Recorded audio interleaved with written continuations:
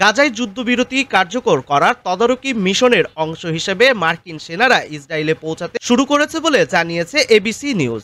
প্রতিবেদনে মার্কিন কর্মকর্তাদের উদ্ধৃতি দিতে বলা হয়েছে, যুক্তরাষ্ট্র এবং মধ্যপ্রাচ্যের বিভিন্ন ঘাঁটি থেকে প্রায় 200 সদস্যের একটি দল এই সপ্তাহান্তে ইসরায়েলে পৌঁছাবে।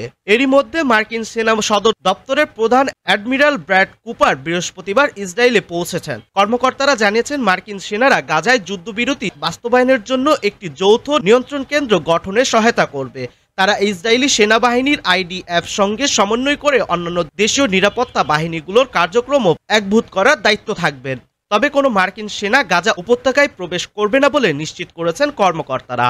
এই মিশনে মিশর, কাতার, তুরস্ক এবং সম্ভাব্যভাবে সংযুক্ত আরব আমিরাতের সামরিক কর্মকর্তারাও অন্তর্ভুক্ত থাকবেন। দলটির কেন্দ্র পরিচালিত হবে মিশর থেকেই।